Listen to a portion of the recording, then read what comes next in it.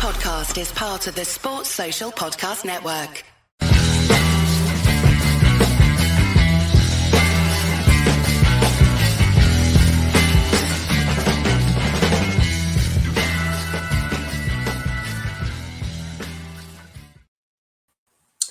Hello everyone, welcome along to the Rangers Rabble Women's Show. My name's Brian and I am joined by Wilf, Alan and Carr. Wilf, how are we? Yeah, I'm fine, Brian. 11 goals. 11 goals helps that. Yeah, it was nice to see everybody. First game of the season, and it was a full house from the Rabble contributors for the women's show. Unfortunately, Laura can't be with us tonight, but I think she saw enough of us yesterday, so I can understand that, to be fair. Absolutely. Alan, how are we? I'm good. I thoroughly enjoyed the season being back, and it was good to see so many faces made the trip up. Obviously, it's a shorter journey for one or two, but I don't know what you mean. And Carr? Yeah, good to be back in the swing of things. A few goals, a few debuts for the new players and some of the young teams. So, yeah, good day all round yesterday. Yeah, one of the group chats yesterday says as well for the game, and I just shook my head and I couldn't believe they asked that silly question. It was literally the closest game that Wolf could ever get to for a game. Yeah, I think it's about 3.5 miles from my house, so yeah, it was funny. I bumped into, not name dropping, but I bumped into Kirsty Howitt at Hampden on Saturday. I went down to speak to her at half time and I said, she said, "You going to the game tomorrow?" And she said, "Of course you are." I went, "Yeah, it's about 3 miles from my house. I'll leave the house about 3:30, I think." She went, "Oh, of course, yeah." Aye, so yeah. Absolutely. So yeah, it was a new season. I think, Carr, after we've seen some of the results earlier in the day, we didn't think top of the league was really an option, did we? No, I knew we'd score a few goals against Aberdeen. They lost a good few of their core group of their team have gone to Hearts and other teams, so I thought we'd do all right against them, we'd be fine, but I didn't think we'd quite go on and score as many as we did yesterday. So good, sets a marker down for the season, I suppose, and gets the ball rolling. Yeah, Alan, I think Joe Porter, the manager, said that, post-match, they didn't stop for the whole 90 minutes. They tried to score goals at, every opportunity they had. And as the players and the management have already found out, goals are important in this league, isn't it? Absolutely. And I think we expected to go up there and do a job on Aberdeen, but probably not to the extent that we did. But even right for the end of last season, I was excited for this season.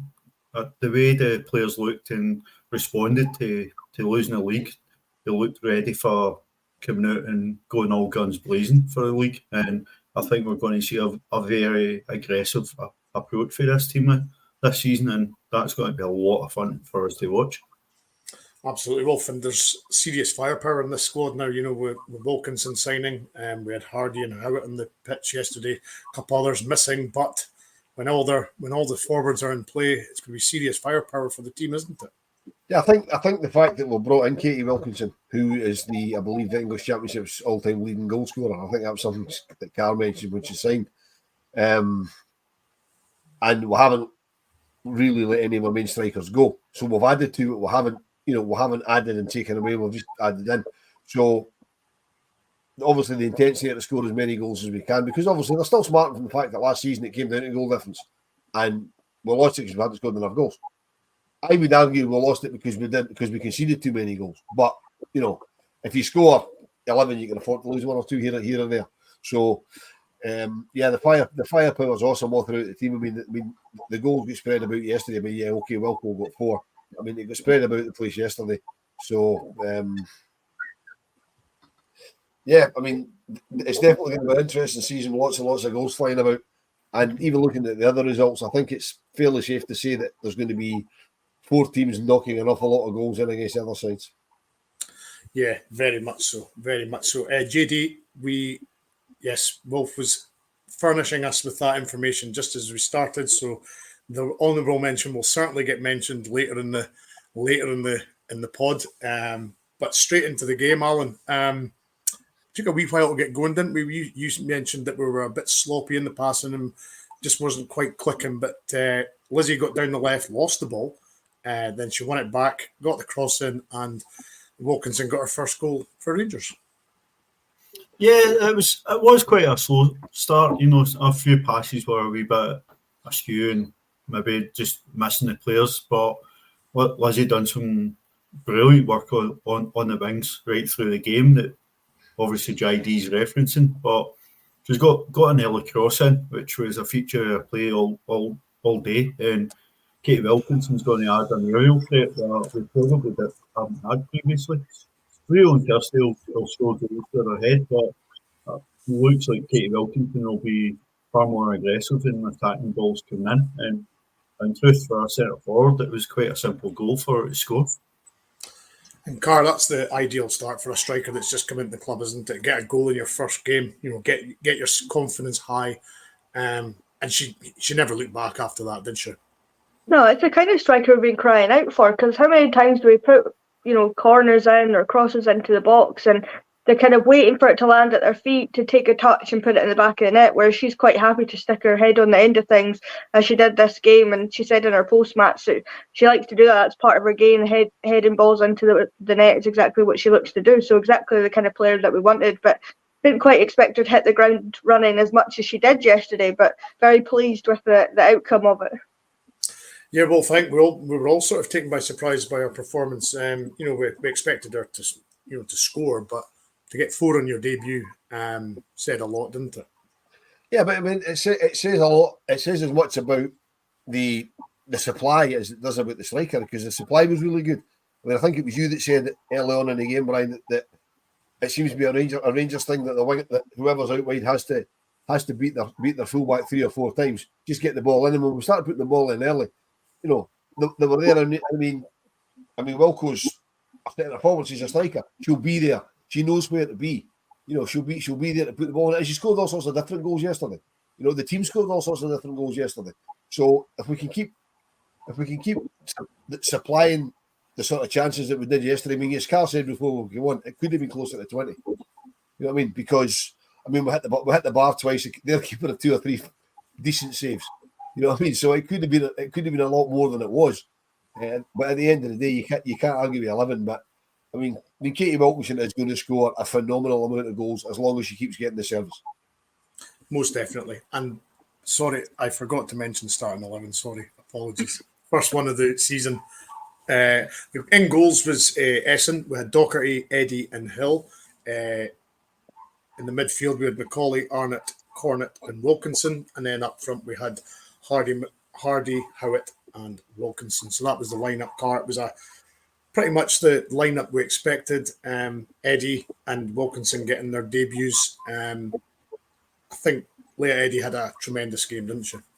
She did. Phenomenal. Exactly what we've needed. We were kind of worried when Rachel McLaughlin went down south. We needed somebody to fill that role, and she stepped in. Looks like she's been here for years. Looks like she's no issues at all getting stuck in. Very good defensively. Not that she really had that much defensive work to do yesterday, right enough, but exactly what we needed, and doesn't look out of place at all. So, everyone's buzzing about her, when she came back in. Obviously, it was here when she was a lot younger through the academy and that, but a very exciting signing, from back to front. And good to see Vic back from obviously the Olympics. Didn't play any minutes at the Olympics, which is a bit disappointing, but come back, back in early. Didn't get a pre-season as such, but straight back in the lineup, exactly what we wanted her to be, the number 1. So couldn't really argue with that. Yeah, Alan, I think between yourself, Carl, and Laura, you've seen a lot of Leah Eddy playing in the SWPL, so you guys probably had a little bit more of an insight than anybody else, as to what sort of player she was.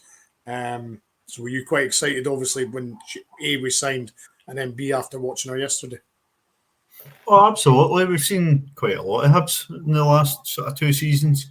Drawing them in pretty much every cup we can possibly draw him in. So, seen the development of Leah Eddy in the last 2 years, it's definitely been one to watch. And hearing that we'd obviously signed her was a very, very positive sign. She's come in and essentially replaced Lisa Martinez. And when she played yesterday, she was absolutely outstanding. Right for the first minute, her composure, her reading of the game, her willingness to go in a physical battle with the attackers if needed.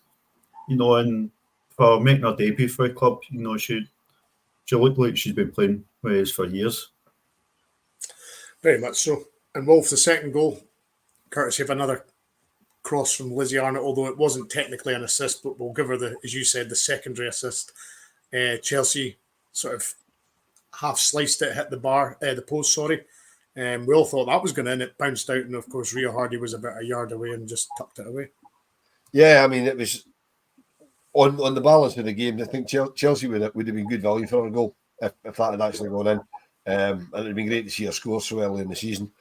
But because, we know from previously, Chelsea's one of these players, once she gets one, she just goes off on a run and starts knocking goals in. So it would be nice if she'd got one that early in the season. But no, again, great ball in from Lizzie. Picked out Chelsea. Really bonny. Great hit. Very unlucky to come back off the post. But again, Rio Hardy was there to do. I mean, Rio's very much like Wilco. She's a striker. She'll be there to put the ball away. For me, Kirsty Howitt's more she'll more go looking about for the ball, whereas the other two they'll be in the box looking for the scraps when the ball drops, and the ball will drop an awful lot if we keep putting balls in the way we are. And I mean, it was 2-0 early doors. The game was done. Aberdeen offered nothing. I mean, talking about Leah Eddy, I thought she had a really good game as well, but you can't really see what sort of player she is because she was up against her. Her passing was good on the ball; she was really good, but defensively, I've got no idea what she's like because she didn't really have to defend because Aberdeen offered very little. I think they'll have a really, really tough season. Yeah, Car and Lizzie got her assist hat trick, or we're calling it. We gave her that second goal assist, although it wasn't. She got another cross in, and Rio sort of just, I don't know, kind of just scuffed that a little bit, but it went in the bottom corner. We don't really care how it goes in, do we? No, I mean, as Wolf was saying, Rio's in the right place, and Lizzie doing what Lizzie is known for. Last season didn't get as much of an opportunity to do it, but this is what Lizzie offers us, especially down that side, just playing balls into the box where they need to be, and Rio's in the right place to just kind of guide it into the back of the net. Didn't need to do much else about it. Could have quite easily smashed it and it maybe not gone in, but did just the right enough on it to get it in the back of the net, and Rio's up and running on a hat trick almost already, only 3 goals into the game. So exactly what you want, because I think the end of last season Rio kind of dipped a little bit in form due to fitness or fatigue or what have you. So good that first game of the season she's back up and running exactly as you want from your striker. Very much so. And well, in the next one, it was a Leah Eddy sort of, I think she dinked it into the box, and I think Walco took it down, had a shot. Goalie saved it, but of course Lizzie was there at the back post. We kind of didn't really know what happened at the time, did we? Nobody sort of had an idea, but when you see the highlights, Lizzie pretty much puts it over the line, and then the goalie sort of helped it over the line, didn't she? Yeah, the keeper's been kind of falling back and tried to sort of keep it out after making a pretty decent save, and Lizzie just forced it in. But that's what sometimes we lacked last season, with asking the wide players to play as wing backs. They weren't quite as far up the park, so we didn't see him tuck in at the back post quite as much and pick up the scraps. But Lizzie's done that, and Lizzie's been everywhere, and we've probably still not talked enough about just how good Lizzie was yesterday. It's probably as good as we've seen her in the last 18 months, and it's great to see. Well, Paul's asking in the comments about Chelsea having a holding her back, but she won a free kick after being fouled just before half time, so I'm pretty sure she'll be fine. And it was Kirsty Howitt that had the shot, not Wilco laid it off to Kirsty Howitt, and Kirsty Howitt had the shot, so just to make things right. And Carr, the next one, Mia down the right hand side, and we've all been saying, ping crosses in, don't float them, get them rifled in. Well, she rifled this cross in, and the poor Aberdeen defender couldn't do anything about it, could she? No, I mean, exactly what you need. Mia maybe didn't have she had a good game. I'm not going to ever say that Mia had a bad game, but she didn't have her best game. She was maybe not as eager to take players on as she usually is, but this one she gets past her marker and just absolutely fires it into the box. The defender's trying to lift her arms up and away, and then it just comes off her side into the back of the net. And her and the keeper just absolutely looked deflated at that point, because they're like, this is going to be a hard day, But it's exactly what you want. Just put it in the box. Either we'll get on the end of it, or they'll make a mistake, or something will come of it. It'll hit somebody somewhere and something will happen. So exactly what you just said. We were all asking them to do that. And then Mia's immediately gone and done it, and we've got another goal from it. You probably have to give Joe Potter the assist for that because, like us, Joe was screaming at me the last time she put a cross in, put a bit more on it, and then she puts a bit more on it and end up scoring from it. So credit the assist to Joe. Very much so. Very much so. And then Wolf, the sixth goal just before half time. I think Nick Doherty knocks it up. I think Liv has a shot initially, and then it comes out to Wilco, who controls it and then sort of volleys it into the roof of the net. Yeah, Liv has a shot that's actually quite well saved by the keeper, and then it just comes out to Wilco, and she just dinks. I mean, she could just have lashed it and put her laces through it. But that's what I was saying earlier. She scores all sorts of goals. You know, I mean, she said after the game, she likes heading them in. She just likes scoring goals. I mean, it just came and she just dinked. She knew exactly what to do. She just dinked it, and the keeper just kind of stood there. You know, I mean, on Liv, I thought Liv had a fairly poor first half, but I think Liv's a fantastic player.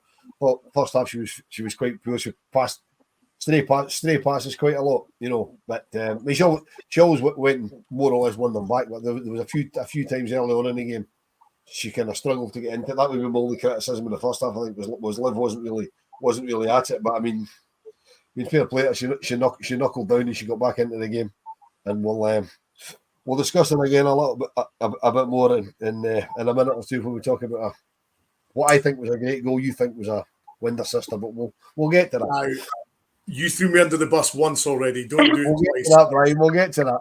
We'll get to that. We'll definitely be revisiting that. But anyway, half time, Alan 6-0.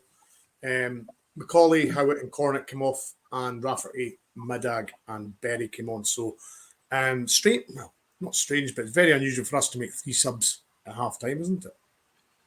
It was. There was a lot of interest in the 3 subs. Obviously, the game's dead. The game's gone. It's at 6-0. You know, the 3 points are in the bag. But we all want to see Laura Berry come on and play for Rangers. So we got to see that. We got to see Tess for the first time this season. We got to see Laura Rafferty's debut. But in addition to that, we actually got to see Joe change the shape of the team, which is quite interesting. So for a game that is essentially done as a contest, it brought a lot of interest right for the start of the second half. And it took a wee bit to settle down, but it was really interesting to see how we grasped that sort of new setup, and so the impact of Laura Rafferty and Laura Berry. And as Paul's asking here, Alan, do you guys think the wind didn't allow us to play the ball into the feet with pace in the second half? I think there's a degree of that as well, because the wind actually did pick up a lot in the second half, didn't it? It did, but I think that's more important that we kept the passes short, and we probably played cautiously wind because we weren't playing particularly long balls. We kept the balls down, and then any sort of high balls were played with pace and driven across. So I thought we played the conditions quite well. Probably still fresh in our mind when we played up there in January, and the conditions were absolutely brutal. Very much so. Of course, Laura was that was Laura's first appearance, obviously after returning from Motherwell on loan. She's obviously part of the women's first team squad now. It was great to see her getting on, and then of course Rafferty getting her debut as well. Yeah, always good when up and coming youngsters get on and get to. She's played for us before, so it's not a debut for Laura Berry, but always good when you can sub out a striker for another striker that's equally as good. It's always good. As Alan says, took a little bit from kind of jail, kind of figuring things out. Maybe that was the wind or just tiredness. And the 3 subs probably was just, fatigue. Try and limit that as much. It's so early in the season, gives everyone a chance to play with each other. So it's always good to see that Joe's not willing to make that hard call of taking players off. I thought maybe it was going to be Lizzie, which would have been criminal if she had taken Lizzie off at that point, because Lizzie was playing exceptionally well, but turned out not to be, so quite happy with that. Yeah, very much so. So, second half starts, and a short corner comes, and I turns to Alan and I goes, short corners, they do my head in. They really do my head in. Well, this short corner came in, it went to the edge of the D, and as soon as it left Liv's boot, I went, oh, here we go. And then in it went. Of course, after the game, Wolf says to Liv, oh, by the way, he thought it was the wind assisted it in, and I said was, Liv, your goal, great goal, by the way. She went, thank you. I says, but Brian there thinks that you didn't mean it, the wind caught it. And she, my immediate reaction was, how can you say that? And I said, but what I did say to her was, even if she didn't mean it, she'll say she meant it. She said, well, I'm going to say I meant it. So she laughed about it, which was the whole point of it.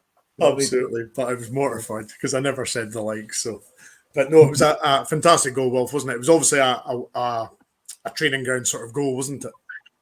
Yeah, I mean, as soon as it left Liv's boot, as you say, it looked the goal all the way.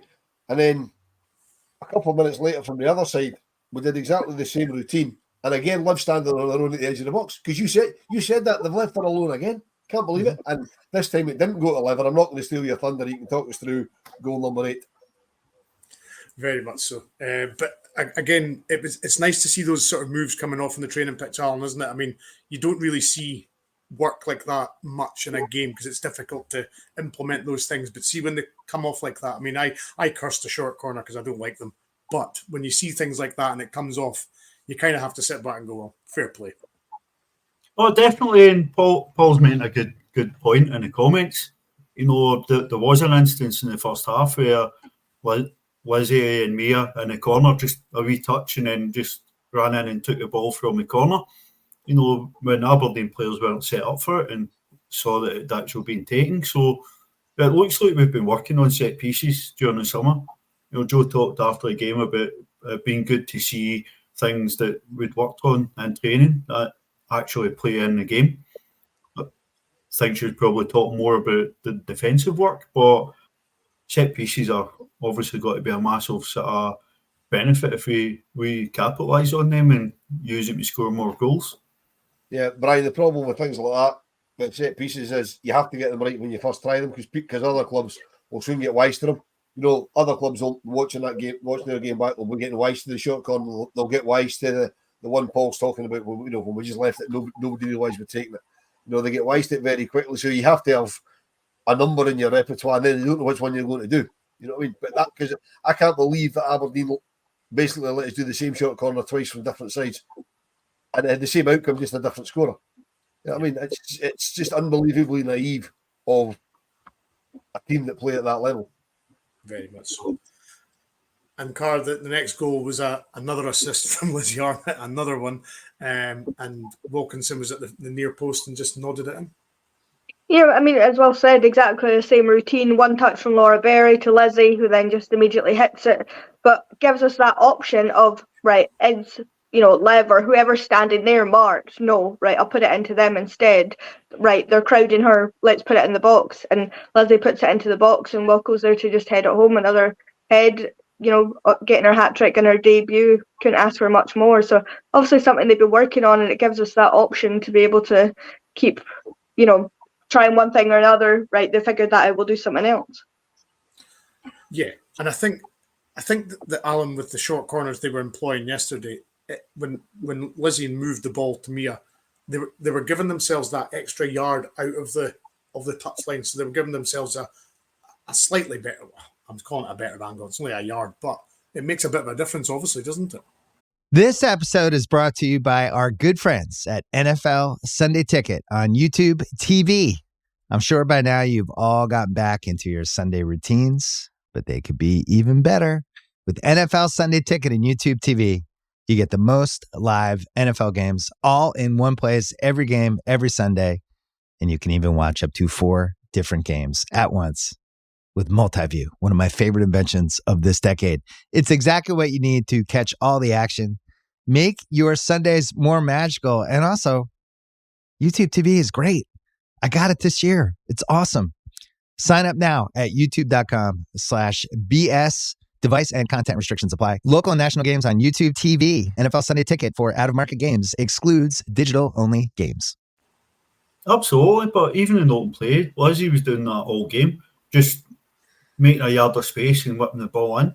Where it was open play, where it was the short corners, and even if it was Lizzie taking it and Laura Berry whipping the ball in the second half, it was very much, seems to be a plan. Get the ball at your feet and get the ball into the box. We brought in Katie Wilkinson to add to the 5 strikers we've already got. And any one of these strikers will score 20 plus goals if you play regular this season.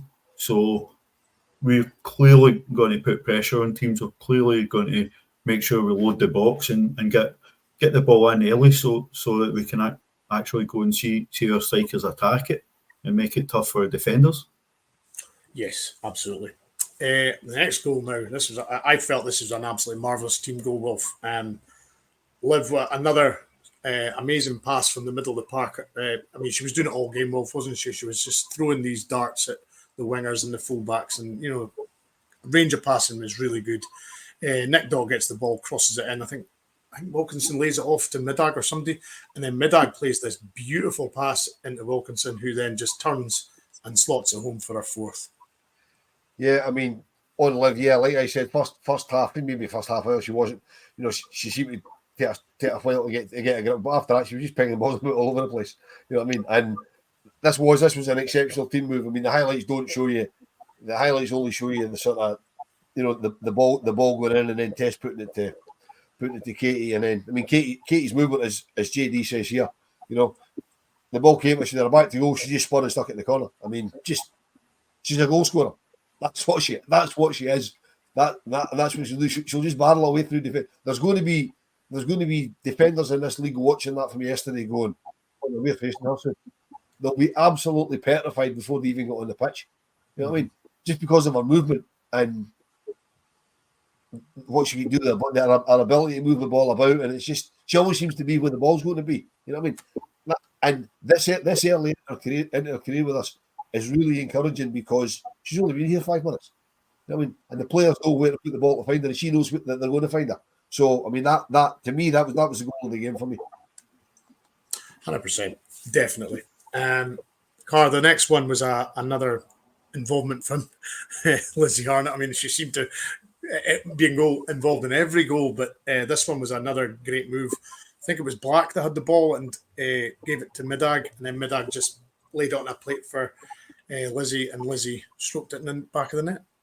Yeah, and Sophie Black did really well there to keep possession. She had a few players around her for she's only 15. You've got to remember that, like making her professional debut for us and coming in and looking, not out of place at all. Keeps the ball really well, lays it off to, I'm sure it's Tess or Rio.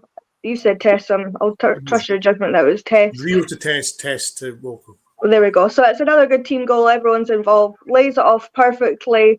Leslie's just there, just hits it first time, passes the keeper into the back of the net, gets her second goal of the game.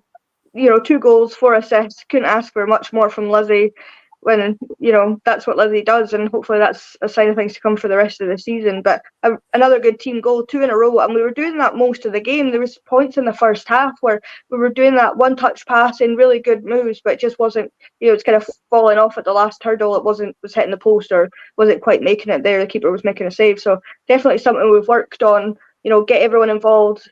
And, at times we've been trying to walk it in sometimes a little bit too much. So it needs to be more like that, where it's just quick passing, get everyone a wee touch, everyone gets involved, and then just take a shot, and half of the time it will go in. Very much so. Because of who is the next goal scorer, Laura Carr, I'm going to stay with you. Laura Berry. Liv, I was actually re-watching it again, and Liv, thunders this ball up the park. I thought it was the forward, but it wasn't the forward, was it? It was Haley Austin.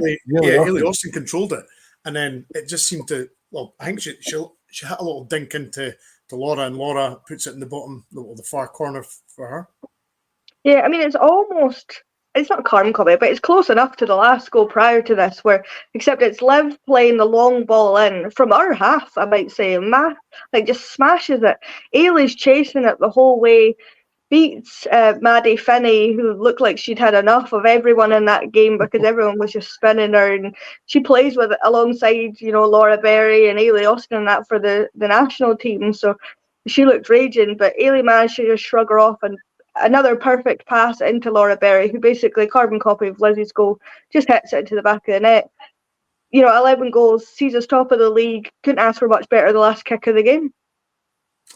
No, Alan, when you were reading out the sort of results from early on in the league, I must admit, I gasped when I heard that Hearts put 11 past Queen's Park. I was like, goodness me, that's going to be a tall order, to keep up with that. But we went past them. That was, and as the manager said after the game, she's demanding more goals from the team. And that's absolute music to every one of our ears. If we play with that intensity and we're watching that desire to go forward, that desire to dominate teams, then, as I said earlier, it's got to be a very exciting season for us to watch. But the players were clearly hurt and angry about how last season turned out, and I really think they're going to turn the screw and take it out in the teams in the league. But we'll have some big challenges ahead, so we need to sort of be well prepared for them and keep this momentum up. Going back to Paul's question, Wolf, was Kirsty playing as a 10? I didn't think she got into the game that much. I think Kirsty did okay. She got, I think it was half time. She got the hook, wasn't it? She was one of the half time changes. I just think she's playing slightly deeper because obviously we had Rio and Wilco through, playing up top. You can't have the three of them right across the front line. So as I said at the start of the pod, Kirsty's that striker. She'll go looking for the ball.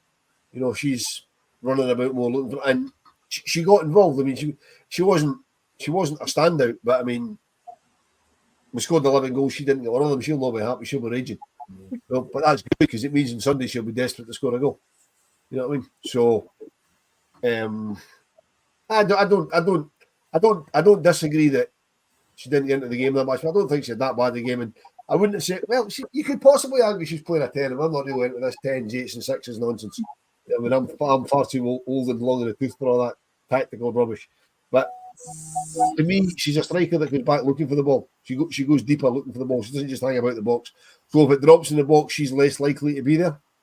But that's fine because we've got Rio there. We've now got Wilco there to stick them away. If there's too many in there, they're going to fall over each other. So I thought she did. I thought she did okay. But there's another couple of things that I've started here on the comment, right. So the first one here. Now this is goes without saying from CGM. The Aberdeen boss wasn't best pleased with the result. I think that's fair comment. That's probably fairly obvious, right? The other question that Paul asked directed at CGM, I know the answer to this because I heard it on local radio at the end of last week. As they said, the managers changed the training times. He's getting them in early in the morning rather than at night. I believe that's actually true. I was telling you guys yesterday. It'd been on the local radio, I think Thursday or Friday last week, that he's got them in at 7 o'clock in the morning because if they train in the evening, they have to share a training pitch, which I think is absolutely mental because they train at Aberdeen's training ground. So why should one of their main teams have to share a pitch with anybody? I get they've got loads of kids teams and all that train there and loads of other teams that use it. And there's probably teams that pay them to use it. I get all that. But surely, your main women's team, surely they've got a pitch. But apparently what the exact quote from him was, I'm sharing a pitch with nobody. So I'll get them in at 7 o'clock tomorrow.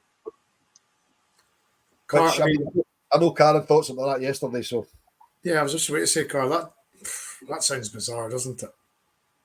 I mean, I don't think he's going to last very long. If he's just walked in the door, he's won numerous things in his career as a manager, what have you, and he's walked in and they've been told, well, if you want to train at that time of night, you need to share a pitch. That is bizarre to me, especially when half of them will have jobs, if not more than half of them. Most of them will have jobs because they're not a fully professional team at this point, so they'll need to have a job. So they're training at 7 o'clock in the morning and then going to work all day and then potentially have an evening game on a Wednesday some weeks and then have to play on the Sunday and then back. Do you know that's crazy? And no wonder they lost a lot of their players. If other teams are able to offer them normal training times, maybe more money than Aberdeen give them, and the opportunity to not have to do that is absolutely baffling to me. I don't care because I don't really care about Aberdeen, to be honest, but it's baffling to me that in this day and age a women's team is having to share a pitch with an unders team or a community team or whatever it might be when they've got numerous pitches they could train on. Is baffling to me. But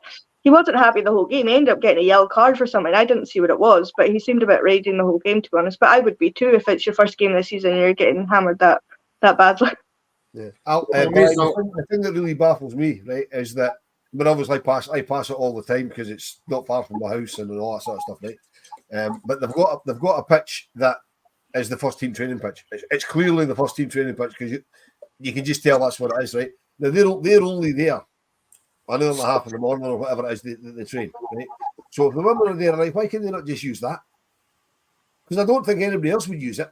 You know what I mean? There's no other club that I'm aware of where their main men's training pitch gets used by anybody other than them. It just sits empty the rest of the time. So why not let the women's team use it? You know what I mean? It's bizarre, but it sums up how seriously they're taking it, and it's not good. It's not good for the women's game in Scotland. I mean, they're trying to promote it, right? They're getting they are by their advertising and things like that. They're getting more and more eyes on it. There's more and more games going live on TV if you can find them on the BBC streaming services and stuff like that, right? And then you've got situation. I mean, not even just with our game yesterday. You've got a situation that yesterday Glasgow City scored 7 goals in their fourth. Now you can't look at the league table after one game, right? But I'm going to, right? Glasgow City hit 7 goals and are fourth. You know what I mean? Celtic hit 9 and are third.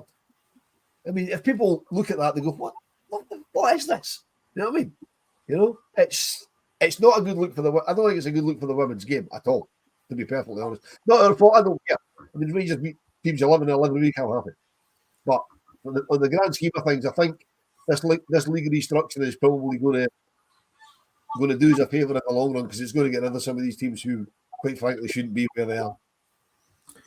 Yeah, Alan, you were obviously speaking about this league reconstruction yesterday, and of course, you would imagine by even just after that one game, Aberdeen's going to be stuck in that mire, because they didn't offer much, and it's going to be a long season for them, isn't it? I think the teams that get beat the worst over a weekend will have a very, very long season. Like you say, Aberdeen, Dundee United, Queen's Park. I'd be very surprised if any of the 3 teams beat the drop. They lost far too many players. I'm not sure if Queen's Park have added enough after coming up. So 2 years ago, Glasgow women struggled badly after coming up. Montrose probably bucked the trend last year, but they threw a lot at staying up. So I very much expect 3 teams are going to have a long, really hard season and going to ship quite a lot of goals. Yeah, absolutely. Now, in light of the information that Wolf told us before the game, I'll throw this out to all 3 so you can answer in any order you wish. Are you changing any of your player of the matches yesterday, or are you sticking with Wilco? Well, give them time to think about that. I've got 2 or 3 other comments here I'll throw at you, right?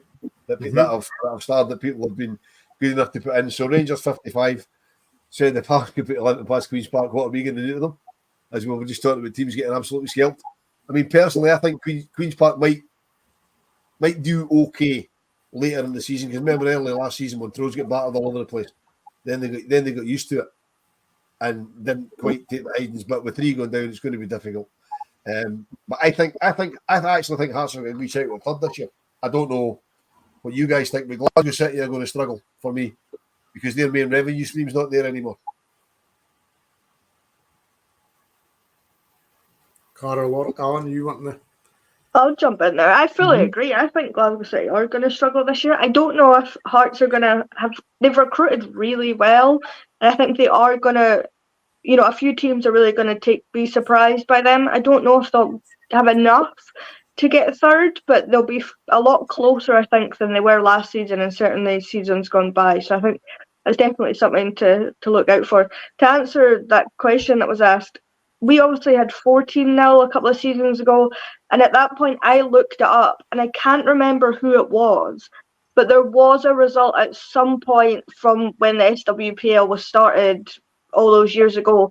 There was 26-0 somewhere, but I don't know if that was a friendly. I don't know what the situation was at that point. I can't even remember who it was.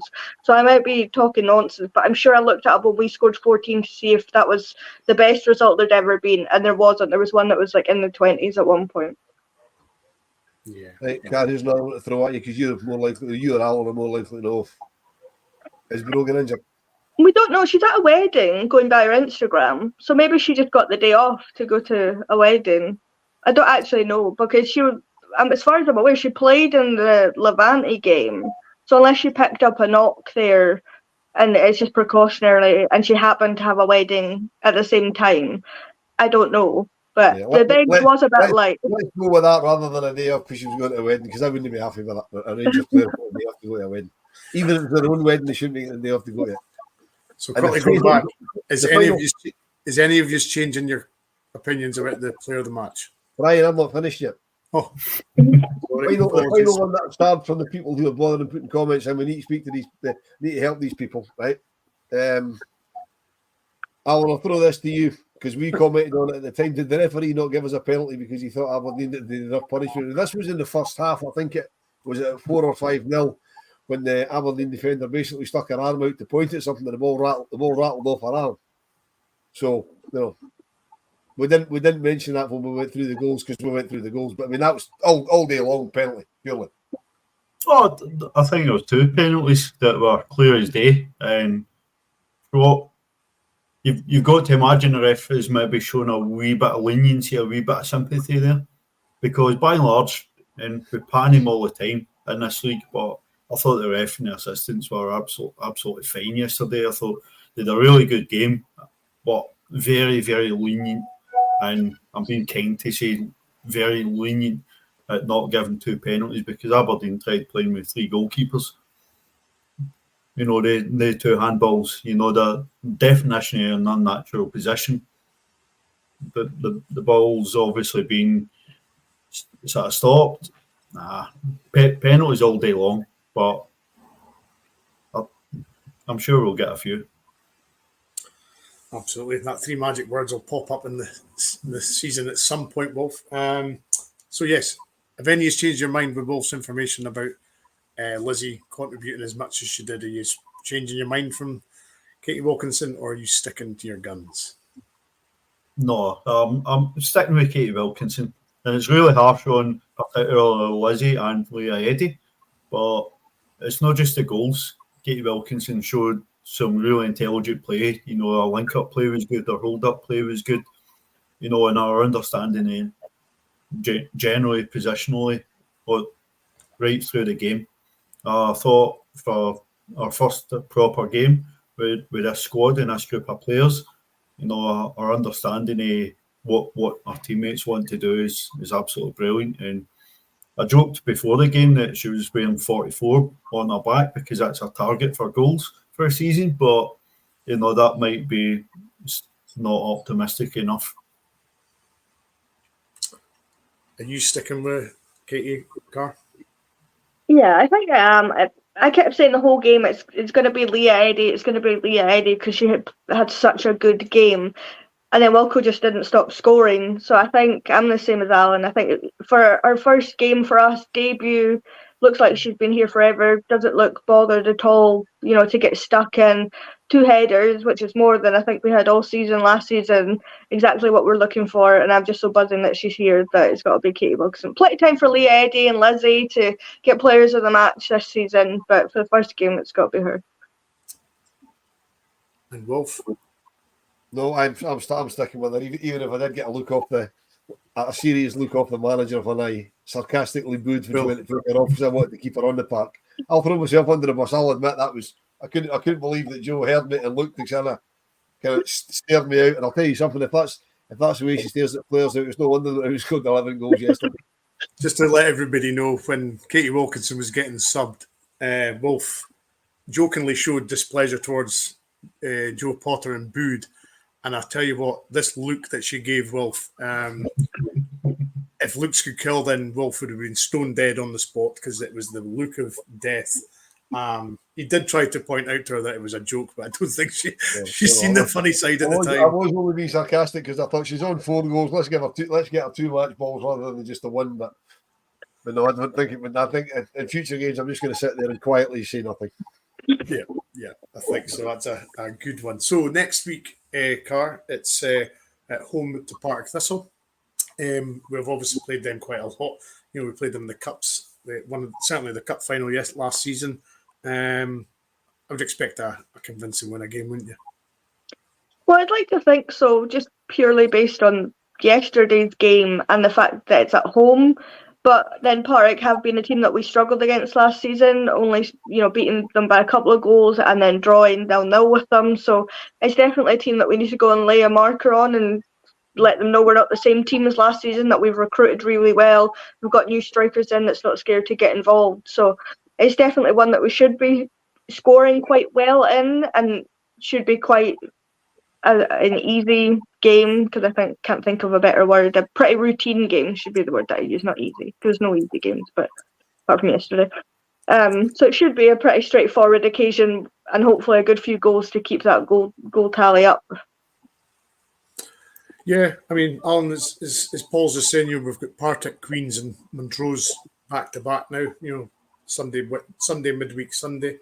You'd be certainly in the other two fixtures, you're certainly looking at convincing wins there, aren't you? So it could be a cracking start to the season. Oh, 100%. Early last season we played Partick at Broadwood and we only won 1-0.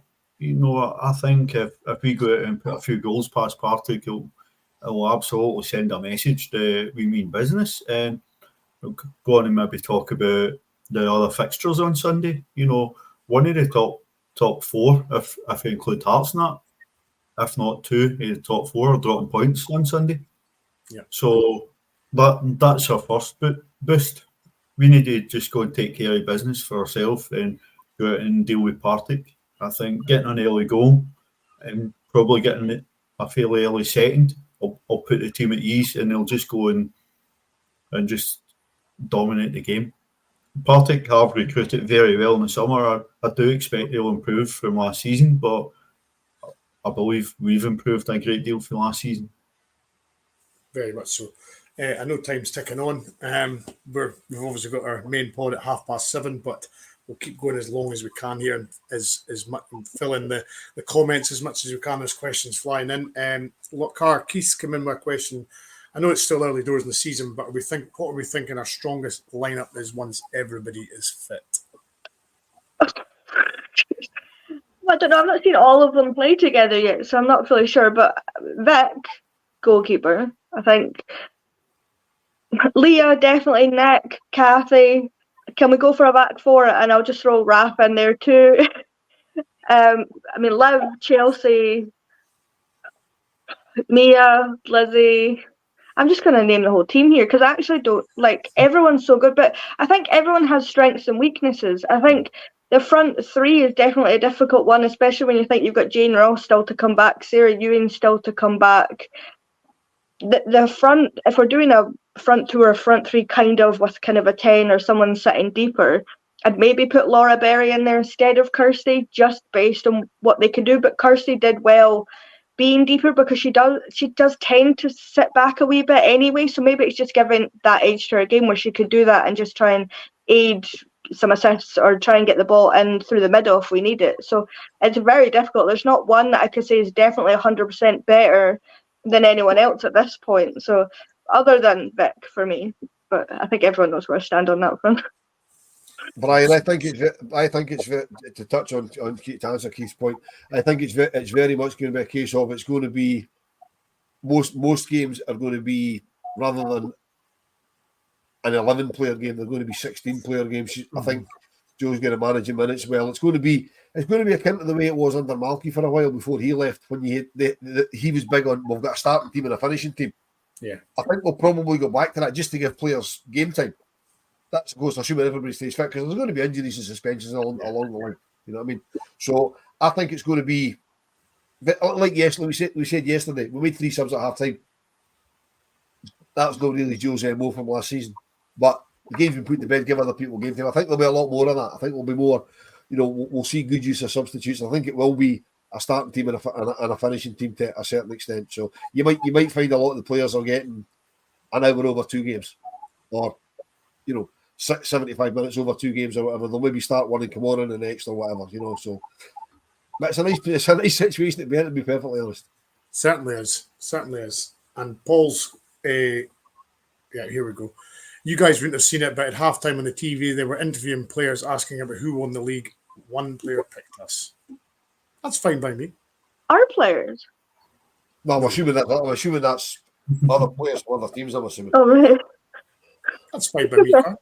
That's horrendous if no one else, if our own players were saying, I'm assuming it's our player that picked us, but, well, that's just how it is, isn't it? All the AIs and what have you, the SWPL did that where they put it into one of the AI programs and they picked Celtic. That Soccer Dawn on Twitter did the same thing and they picked Celtic. So I think we work quite good as the underdog sometimes, because when we got that far ahead last season, we kind of dipped a bit. So maybe that's the way that it needs to be. People think that we're not as good as we are and we come in and blow them away. That's fine. Very much so. There you go. It was Jane Ross that picked us. No surprise there. Yeah, of course.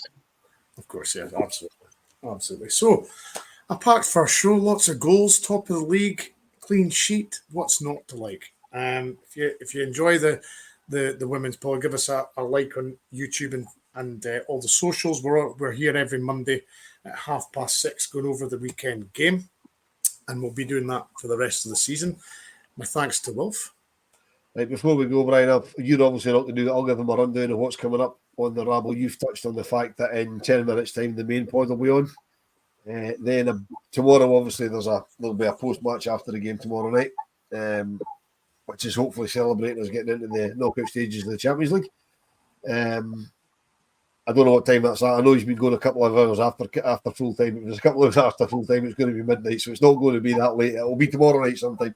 Get your notifications on, folks. The main reason I want to speak on Wednesday for the members, we're going to have a interview with the authors of the new Tory Gillick book, which comes out on Friday. And then that's going to everybody on YouTube on Thursday. I'm doing that. I want to do that out there, so if people can have a wee watch at that. Then Thursday, obviously, the member show itself, the usual weekly member show. Then Friday, we're back with the main pod on the Friday. And then Saturday, more match day stuff. So it's a packed old week. It's a busy week, and it's only going to get busier. We're gonna have 3 games to speak about next Monday, so it's going to be jammed. So Alan, thanks again. Thanks, Brian. Good to be on. Absolutely, Carl. See you again. That was good. Good to be back. Absolutely, back to winning ways, top of the league. What's not to like? So thanks very much, folks. And we shall see you next Monday.